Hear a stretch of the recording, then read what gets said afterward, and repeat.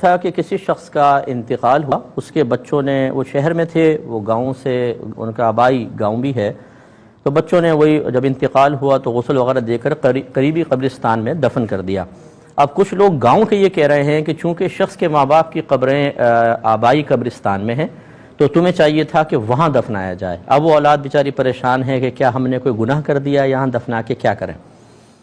دیکھیں مسئلہ یہ ہے، آبائی گاؤں، آبائی مطلب شہر، اس کا دفنانے سے کوئی تعلق نہیں ہے۔ دوسری بات یہ ہے کہ اگر آپ یہ سمجھتے ہیں کہ وہاں دفنائیں گے تو قبریں قریب قریب ہوں گی تو شاید موقع ملے گا نکل کے مل لیں گے کہ ہیں بھائی کیا حال چال ہے، اور اگر یہاں دفنایا اور وہ سینکڑوں میل دور ہیں تو وہ کھڑا ہو کے دیکھتے رہے گا، وہ تو بہت دور ہے، میں کیسے سفر کروں، تو یعنی زندوں پر اس کو قیاس کر لینا۔ یہ بیچارے وہ لوگ مشورہ دے رہے ہوتے ہیں جن کو دین سے کوئی لگاؤ نہیں ہوتا، دین ان کے پاس ہوتا نہیں ہے، خاندانی باتیں، سنی سنائی باتوں پہ چل رہے ہوتے ہیں۔ اب ہم آپ کو دین بیان کرتے ہیں۔ دین یہ ہے کہ جب انسان کا انتقال ہو تو اس کو غسل اور کفن وغیرہ کرنے میں تیزی کی جائے۔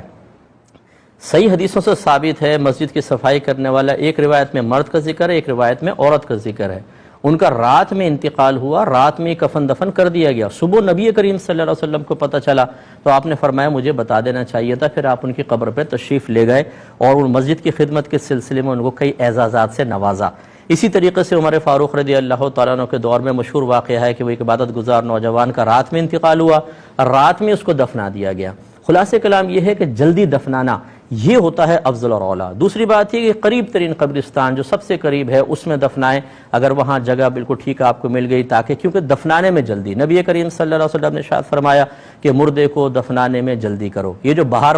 کے لوگ ہوتے ہیں، معذرت کے ساتھ برا نہ مانیں، ساری زندگی ماں باپ کی شکل نہیں دیکھیں گے، کبھی کبھار آ کے کریں گے، لیکن جب ماں باپ کا انتقال ہو جائے تو ان کے لیے 2 دن تک ماں باپ کو فریز کر کے رکھنا یہ ضروری ہوتا ہے، کیونکہ اٹلی سے آ رہے ہیں صاحب، جرمنی سے آ رہے ہیں، یو کے سے آ رہے ہیں، USA سے آ رہے ہیں، ان کو شکل دکھانی ہے، ماں باپ کو تکلیف پہنچے کوئی بات نہیں، ان کے لیے بہت بڑا اعزاز ہوگا،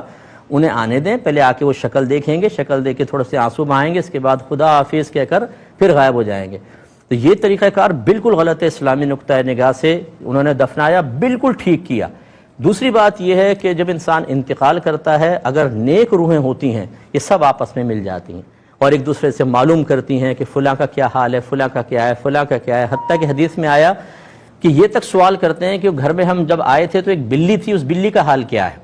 اور اس میں پھر بعض اوقات ایسا ہوتا ہے کہ ایک بتاتا ہے، وہ پوچھنے میں فلاں کا حال کیا ہے، وہ کہتا ہے وہ تو مر چکا، کہ تمہارے پاس نہیں پہنچا، وہ کہتے ہیں کہ نہیں ہمارے پاس تو نہیں آیا، وہ کہتے ہیں اچھا، اس کا مطلب ہے کہ اس کو عذاب ہو رہا ہے، یعنی روح کو مقید کر دیا گیا عذاب کی وجہ سے۔ تو خلاصہ کلام یہ ہے کہ یہ فاصلے